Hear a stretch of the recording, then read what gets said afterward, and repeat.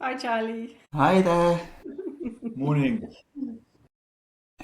Um, Really good to see you both. And here we are meeting as a team who've been working for a long time together. A great collaboration, and we're here to mark the 10-year anniversary of one of the collaborations that we've been most passionate about, which is our CAVEtalk meeting, our monthly international peer support group for people working with compassionate approaches to voices and other experiences. So yeah, we are creating this video just to reflect really on that experience that's been such an important part of our work over the last 10 years, to connect as the pioneers of this idea and this space. So yeah, should we just start off by introducing ourselves? Well, That'd be a yeah. good place to start. Well, first of all, thank you for taking the initiative to do this because I think I got the timing wrong a couple of years ago, and I was like, the 10-year anniversary is coming up, and started thinking about a gathering in person, and it was all got quite complicated. And then luckily, turned out that it wasn't when I thought it was, and it's now. And you suggested doing this recording as a way of celebrating, and it feels a bit more like manageable than a conference and getting people to come from all around the world. And yeah, it's quite nice to mark the occasion. Yeah, but yeah, we're introducing ourselves. My name's Rufus May, and I work in the mental health field in a hospital manager psychology team in Manchester, and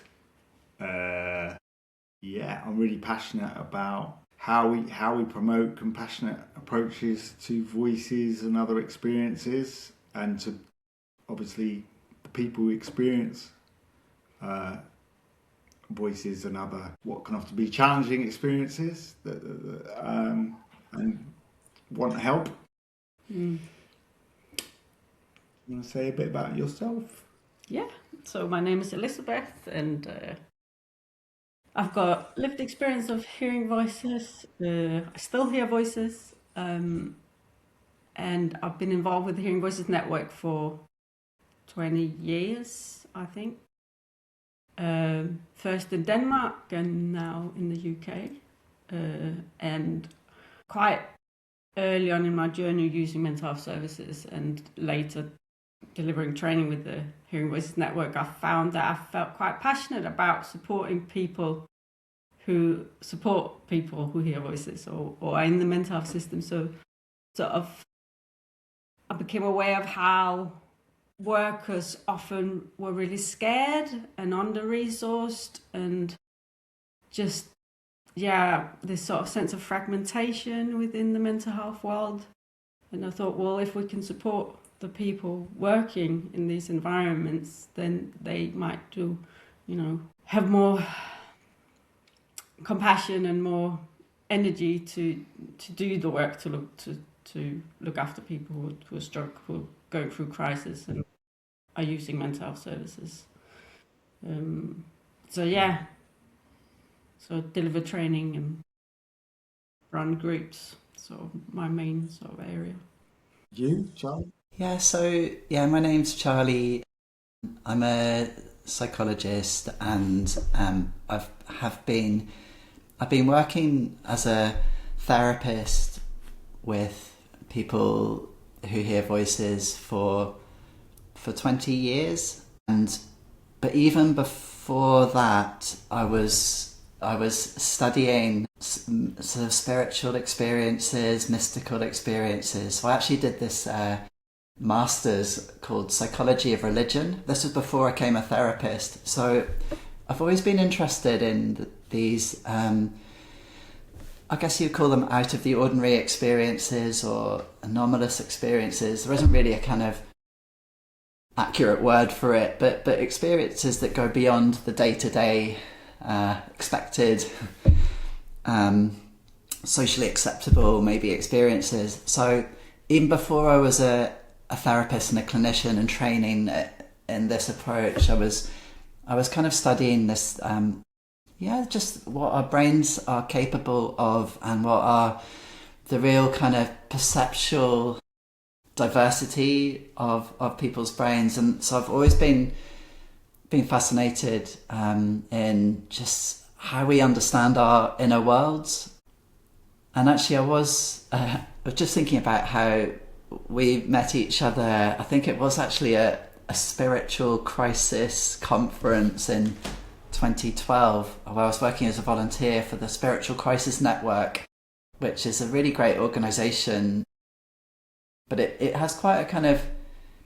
It helps people who have quite unusual and maybe sometimes distressing experiences, but it helps them in a kind of non-pathologizing framework. They kind of want to find the meaning in these experiences, maybe a spiritual connection, and unlock this transformative potential of these experiences. So this was kind of stuff that I was really interested in early in my career.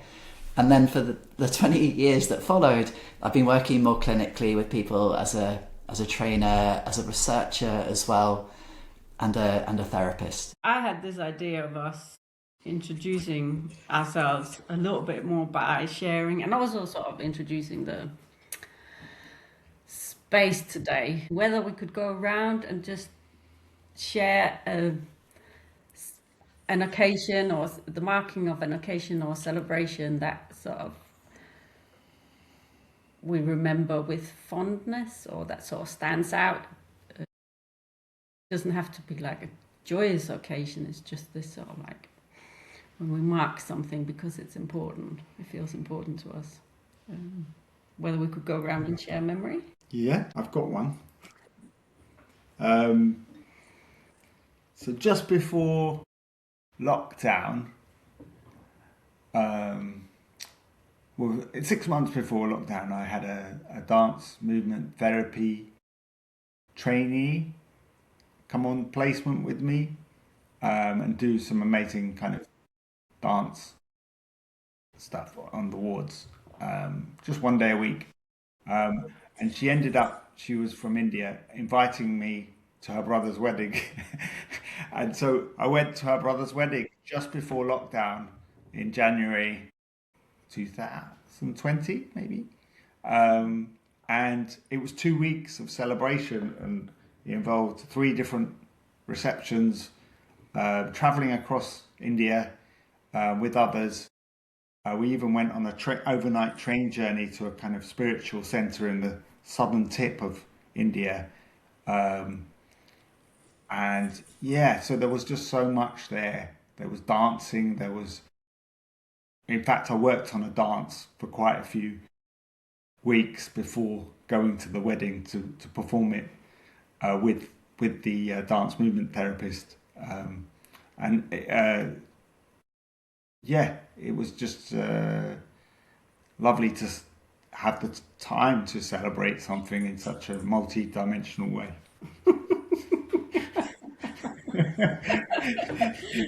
Quite an extravagant celebration, isn't it? Yeah, I hadn't thought of it till just then.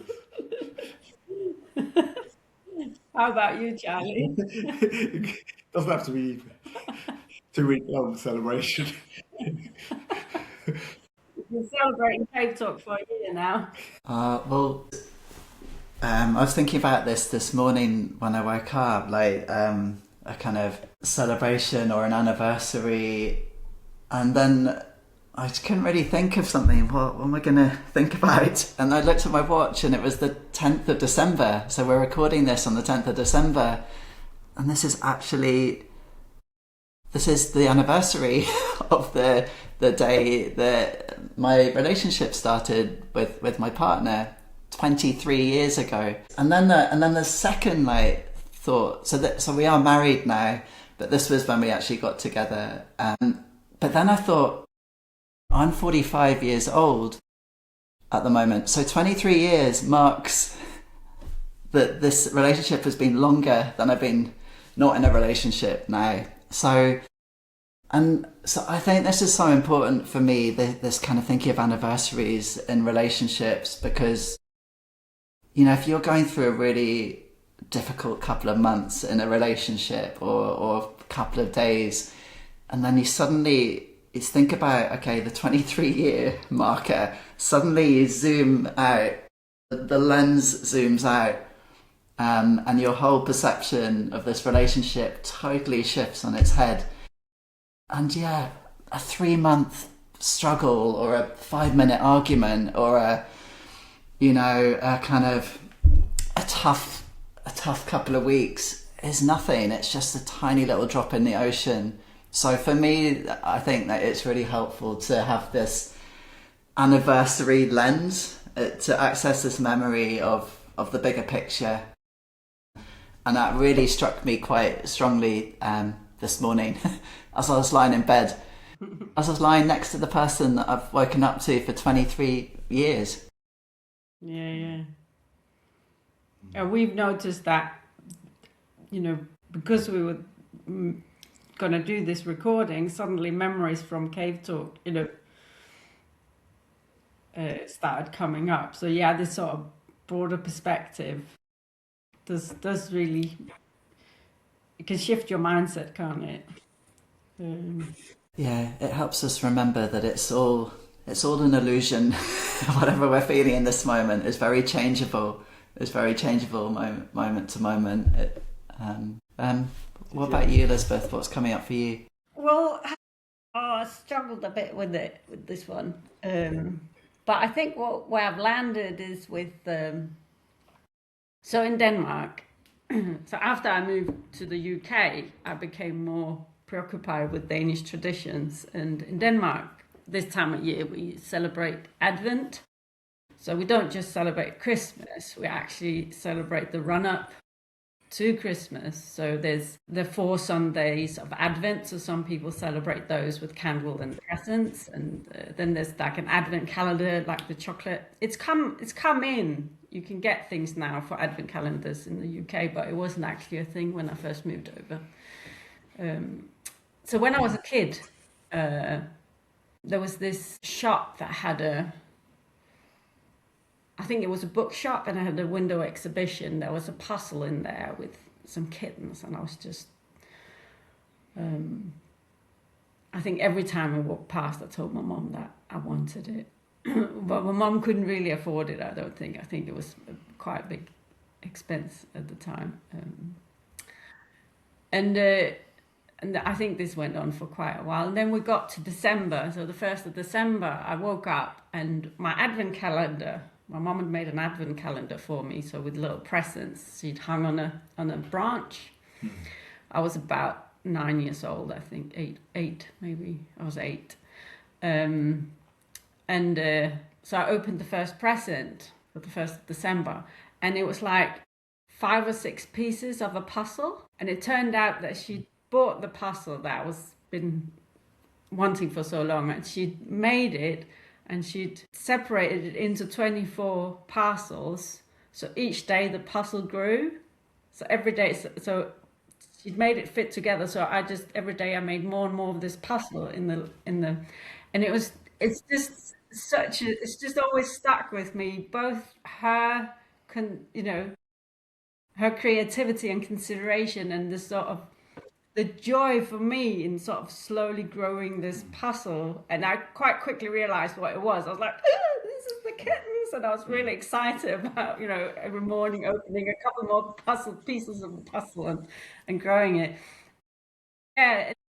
And the way that she did that has meant that Advent for me feels quite... I still do Advent calendars for friends and family sometimes when I've got the foresight to do it. You have to be ahead of the, to have something ready for the beginning of December.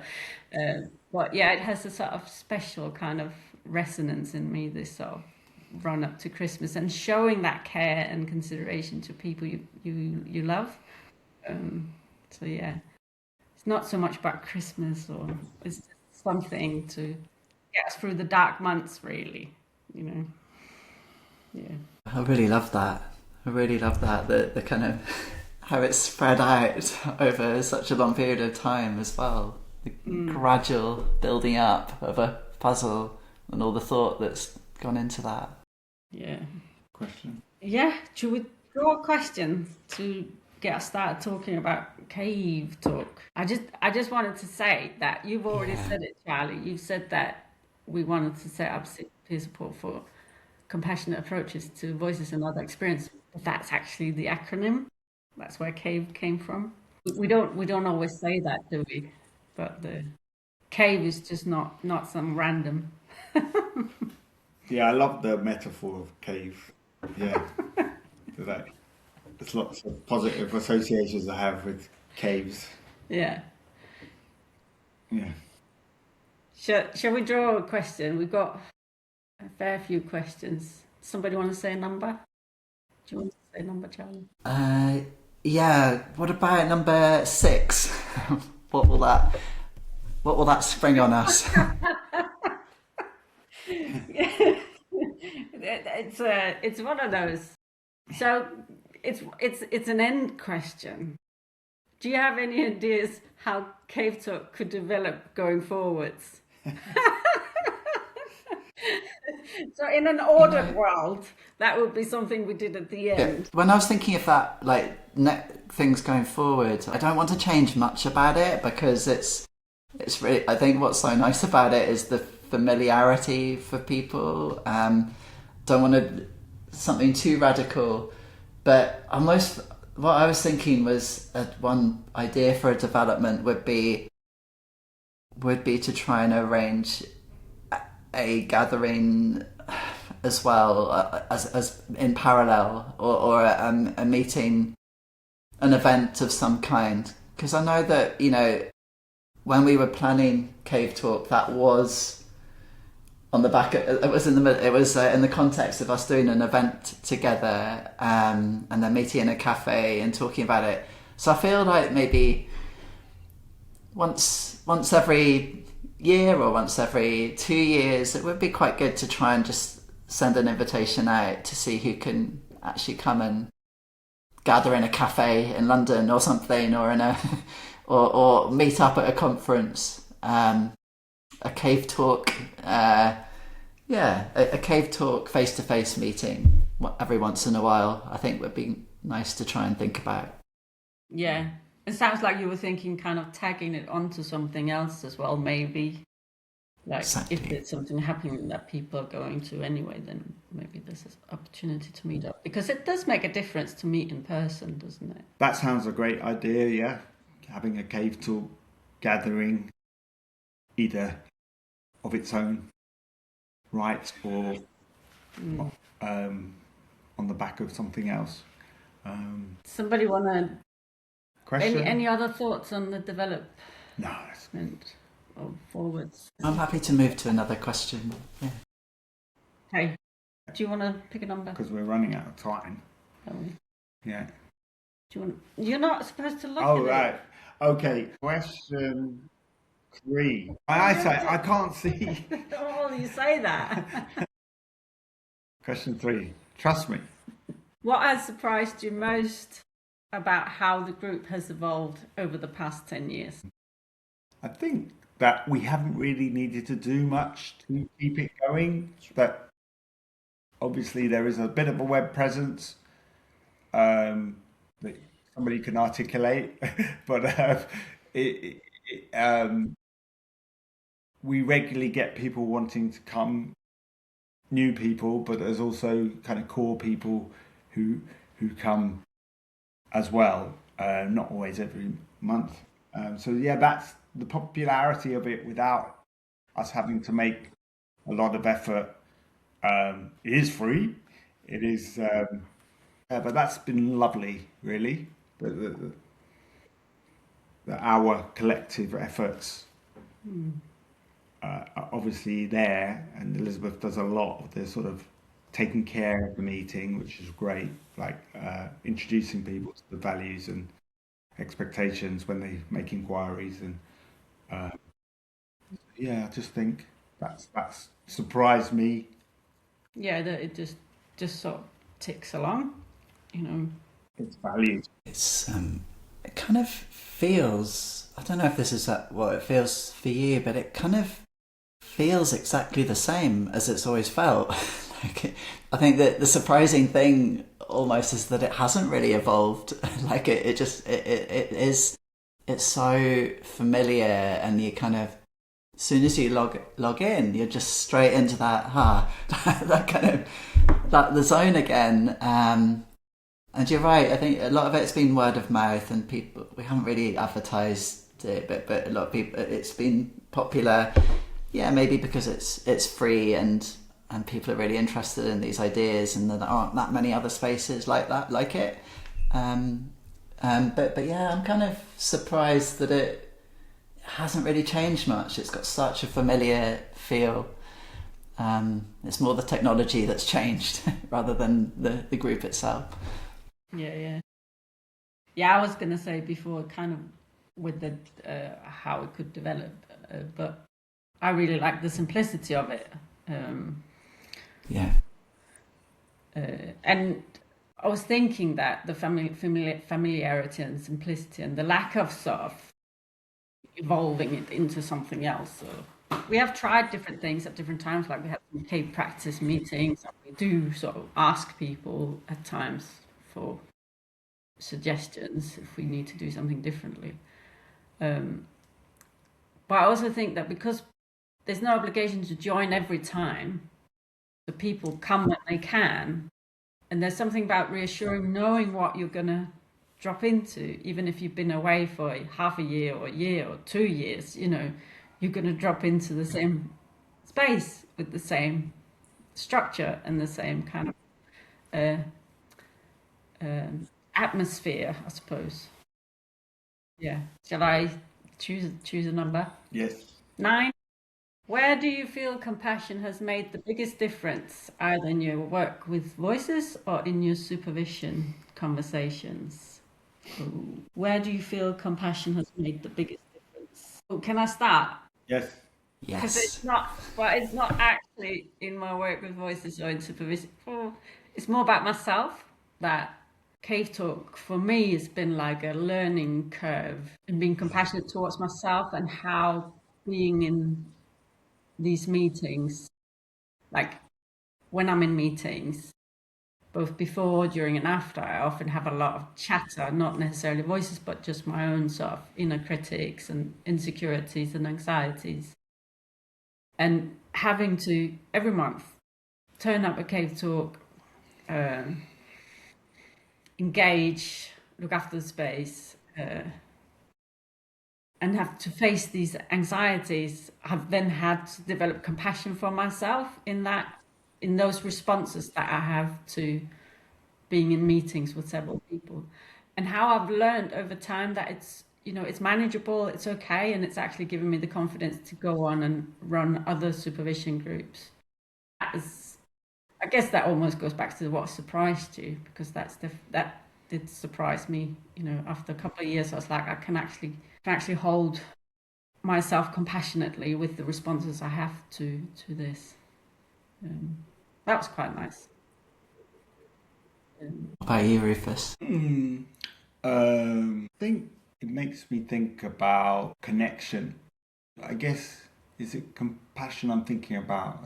There's a kind of sense of connectedness that I get from CAVEtalk. So I might be going away from the question, but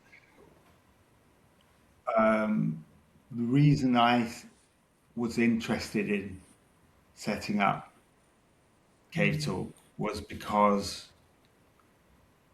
it was quite lonely for about 10 years. There were times in those 10 years when I was working in this kind of way, trying to help people build the relationship with their voices, and or at least understand them compassionately. And there were times I did have a mentor for a while, but then that mentor, for their own reasons, became less available. You know, life moves on, and there was a real sense of trying to do things without that support from colleagues who are maybe have had different schools of thinking, and needing a space, a community that where I felt held and I could hold others the way I would like to be held, so that's the kind of, and I think the ingredients of that kind of compassion are multifarious, but yeah, that sense of connection and solidarity, mutual support. Yeah, I think I really agree with that. The sort of solidarity, the sense of belonging, and I think that have that support, the courage that gives you to work in the way that you really passionately believe and the way that you really want to work. When actually you're operating in a system that isn't that facilitating of this way of working. So if you're on your own, you're going to be picking up all these messages of don't do that, don't do that. That's a bit weird. That's a bit out there. We've got this way of doing things. You're not. You're different, and it could be very lonely, and you could potentially be holding quite a lot of shame, exclusion, rejection from the system. So I totally agree. It's this 10 years of coming together with people who can really genuinely show an interest in your ideas and who can really share some stories of things they've tried or some of the struggles they've had with working in this way. I mean, it's just absolutely priceless, and that's where the courage to keep going comes from. And so, yeah, compassion in the space supports you in bringing compassion into your work. That's what it feels like for me. Yeah. It's quite nice how that took us to compassion for ourselves and compassion for each other. I like that link to how courage grows from self-compassion and mutual compassion. Yeah. And I think, Charlie, you mentioned at the beginning about the spiritual crisis network and being curious about other worlds, other experiences or dimensions almost. And I think when you were trying to help people commune with voices, we're trying to facilitate that, or different parts of people or different energies. It is discombobulating. It is unsettling. It's a journey, and we need strength and groundedness to manage that and not get lost in it.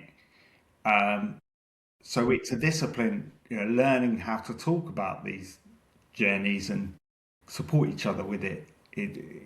I think I've got a lot of confidence, but also,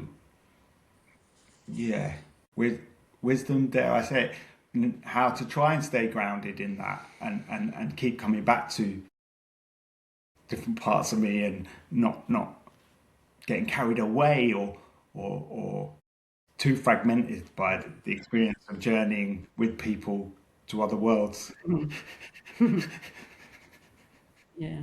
There's a reason why people were afraid, because you could get lost, I think that spiritual crisis conference, was the title of it that I mentioned, was Finding Solid Ground. And I think that is a really sort of poignant experience, because you're going into other people's world of perceptions, and you could lose your footing a little bit and drift a bit. So how do you keep one foot here and one foot here to be able to? And this in the CFT world, the compassion focused therapy world, we do talk a lot about the role of self-compassion in supporting your ability to move further into other people's suffering, and so compassion to others. it's about the balance between self-compassion and compassion to others, and finding that place where you can do both, and they support each other, they mutually support each other. Yeah. And in voice dialogue, we talk about when you're helping people connect with certain energies, you need to be in contact with those energies in yourself. So it's probably another way of saying what you're saying. But so if I'm talking to somebody who's got very aggressive voice or character that they're dealing with, right? It helps me if I'm comfortable with my own aggression and a bit in touch with it, to connect respectfully with that energy and to help that person connect respectfully with that energy. But that is, it's powerful work. Yeah, and this can be slow work, like for the unknown to become more known to us, within ourselves and with other people, to what feels unknown, to have time and the courage and the compassion to make it feel a bit less scary. I think I sometimes forget that the cave talk, compassionate approach. I sometimes forget that sort of.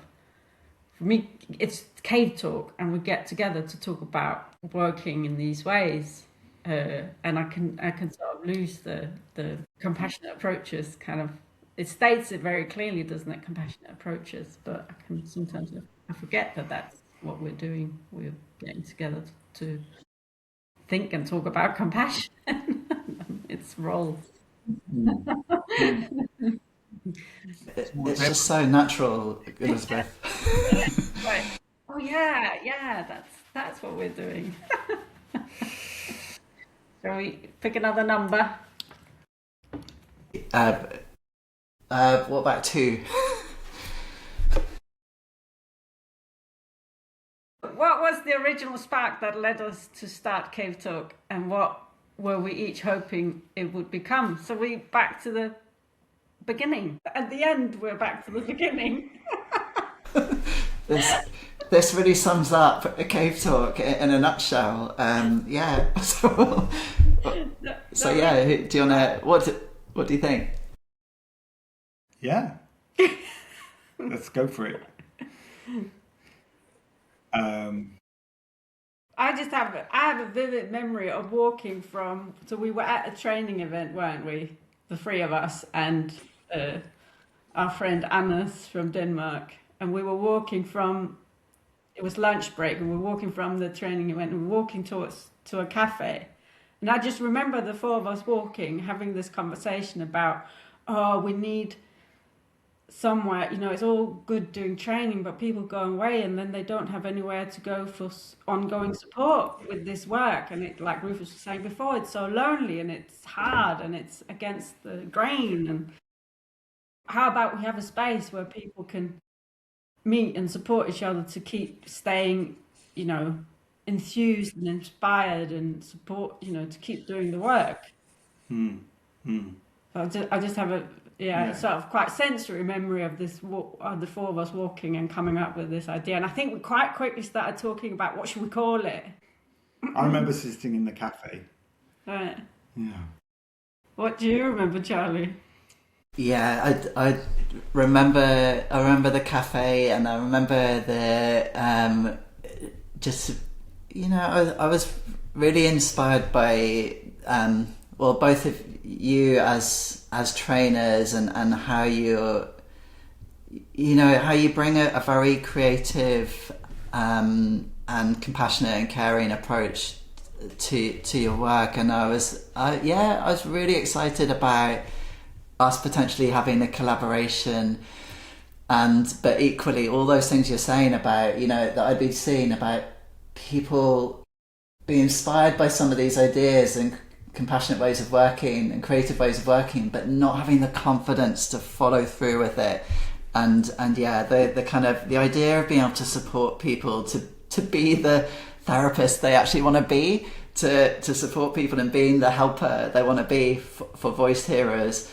I think for me it was a double spark. It was really exciting, the idea of working with you two more, and and really exciting, the idea of supporting people to actually do the work they've always wanted to do, but never have had quite the confidence.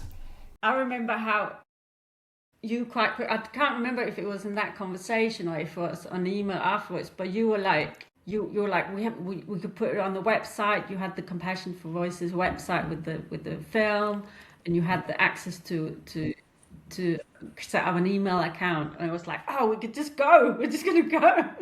Because that was in the autumn, wasn't it? It was like autumn 15, and then we already had dates ready in December, I think, to go early, from January 2016. It was quite like a Skype account. A Skype account, didn't we? See, we were ahead of our time, weren't we? I've even still got the old web page. That's how I knew that it was our 10-year anniversary. It's quite funny looking at it, like January 2016 on Skype. And the rest is history. Yeah. I think some sparks that helped the spark would have been the Hearing Voices network and movement, and this kind of idea that personal experience is equally valid as therapist knowledge and academic knowledge about voice hearing, and we kind of really wanted to bridge those different wisdoms and meet on the bridge or in the cave to share a space that honoured those values, and in some ways CAVEtalk runs like the Bradford Hearing Voices group. We do a check-in and then we form an agenda. So there's a lot of kind of cross-fertilization between those different environments. Yeah. And some people might find that strange, that sometimes we have people talking from their own personal experience about voice hearing or other experiences, and that might not be your typical supervision group. So a lot of people find that liberating, but it's different to conventional, even a peer supervision space. Yeah. I noticed in the beginning when you introduced it, Charlie, you called it a peer support space. I quite like that, because the supervision kind of word can be it's got connotations, hasn't it? We're not there to supervise each other. We're not there to overlook each other. We're there to support each other as peers, aren't we? With the work, I guess. Yes, that's the thing, rather than with, my dratted neighbour. Not that I've got a dratted neighbour. I get on quite well with my neighbours, just want to say. Just for the record, in case anyone's watching. Hi. If anyone's listening. Rufus, I think it was your acronym CAVE. I think that was coming from you. Is there anything like meaningful for you about caves? I love caves. There's several caves that come to mind. There's Plato's cave. There, you get in philosophy. There's, but when I was getting into meditation, there was a cave in the woods about 6 miles from here that I used to go to and sit in, and it's actually a preaching hole that Wesley, a Methodist, used to sit in the woods and preach from this little cave out into this arena of trees. Well, I think, and people could gather to hear his Methodist ministry. So that's another cave.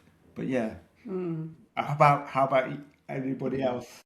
Have you got some association with caves, Charlie? Yeah, they're quite. I do have some memories, mainly abroad. I need to discover some more UK caves. But for me, the big kind of association is there's this Van Gogh art exhibition in France in a cave, and it's some of the Van Gogh the one I think the particularly one that moved me the most was when they lit up the whole cave with Starry Night, which is that I think this was a painting that Van Gogh made when he was actually in a psychiatric asylum. I think he had become, quite late on in his life, he was having all sorts of hallucinations and psychosis, psychotic experience, and I think he was actually in this kind of asylum, and he painted Starry Night. So for me, this painting is incredible, and particularly when you're just immersed with it all over the walls of this cave. It was, it's really, really breathtaking. I really recommend that. All sorts of associations that are meaningful for me with CAVEtalk, psychosis, just creativity. And there's something I came across quite recently was this visual illusion. I really like visual illusions. It reminds us that our brains never really perceive reality. They're just making it up as it goes along. But there's one really nice visual illusion where you look at this spinning circle that goes that way, a rotating circle, and then you look at Starry Night by Van Gogh, and the whole thing just moves. and it really reminds me of being in the cave. Those are my connections. I thought I knew which cave I was going to talk about, but actually, when I was listening to both of you, I was reminded of, so one of the voices I hear, when I first became aware of her, back when I was 18, she was in a cave. So in my mind, in my psyche, there's a cave. And in that cave, this voice used to lie all the time, like a very, very young child or baby. And so I've got this whole thing with this cave and her, and how she was in there for a long time, and then she started coming out, and now she still goes to the cave. So there's a sort of saying between me and this voice that, oh, she's going to go to the cave now, and it's usually a sign that things are getting overwhelming for her, and then probably I need to have a look at what's going on in my life. So I even got like a drawing of her in the cave. Like it's it's almost like an egg, sort of slightly fractured egg, or like a sphere. So it's not, I don't know how it works as a cave, because it's not in a mountain or anything. It's like a sphere that's sort of cracked, and then there's a bit of a hole like in an egg, and she can go into there. But for me also, caves, there's something about, because we talk about cavemen, and we use cave as a sort of like something that goes back, something that's ancient, something that connects us back to our more primal ways of being as humans. There's something feels very rooted to me, talking about caves, and original sort of, it's where we took shelter, wasn't it? Place of refuge. Yeah. Yeah. Had fires. Yeah. Hid sometimes from enemies. Yeah. Dragons. Well, mind you, dragons can be in the cave too. Yeah. Got to be careful which cave you go into. Hidden treasures. We might have hidden our treasures in our caves. Yeah. Oh yeah. Tolkien. I'm starting to think. Yeah, they're powerful metaphor, aren't they, caves? I think. Yeah, it's like our ancestral and evolutionary past, and all the things that have happened in caves over the years. Yeah. There's religious experiences. That was kind of our closing question, wasn't it? To think about caves, and it's how our associations with it. How do we want to close the meeting? I kind of feel I want to just appreciate the the collaboration of us, and this time, you know, the wisdom that I've managed to glean from you over the years. So yeah, I just wanted to just appreciate what we've managed to set up together. I do feel quite proud of it, and I'm excited for more in the future. Yeah, it's amazing that it's gone 10 years. Like, it's just kept going. I just want to quick sort of shout out to, there was a woman, I think she was called Kate, who helped us for like half a year or something, because we kind of there weren't any meetings. I think it was early 2000. I had to look at emails. I was like, oh, when was this? And there was a woman who said, are these meetings still going? And we hadn't organized any. There was a few months in 2017. Yeah, and she got in touch and asked if she could help. And so she did our emails for a little while, and helped us get going again. So I just wanted a bit of a shout out to her, because she helped us get going when we had a slow rut. Yes. And then we found a way, because it was about finding a way to do the admin side of it, wasn't it? Like the emailing and just keeping on top of things. But then we got into a sort of rhythm with it that seems to work without too much effort. So yeah. But yeah, a lot of gratitude. Yeah, for the collaboration. Definitely. Yeah, I was saying, we had CAVEtalk meeting yesterday, and I was saying this thing about this recording and the anniversary coming up, how it makes me think about CAVEtalk, and how I noticed that, you know, 10 years feels like a long time, but some memories that are 10 years away feel very close, and some things feel so far away. How it highlights how time and memory and perception, like you were saying with the obstacle illusion, is such a fluid thing. You know, it's not like. Yeah. But I'm really, really glad that we've made it work for 10 years, and hopefully it'll just keep going. Yeah. Is there anything else, Rufus? Anything you want to say? Or I think I'm fine. I think I'm good with what we've talked about. I'm really, grateful for the space, for me, for others, for learning from others. It's definitely helped. I do feel in a lot more of a confident place than that. We used to travel a lot, but now we don't travel so much. But this is a way to travel and meet other people. It's partly because of the environment and stuff, but partly we want to do things more locally. But it's nice to be able to connect internationally with people and mutually support each other. So I'm really grateful for you, Charlie, and Elisabeth. great. Well, thanks so much. Hope the rest of today goes well. And we'll be in touch. Yeah. Take care. Take care, Charlie.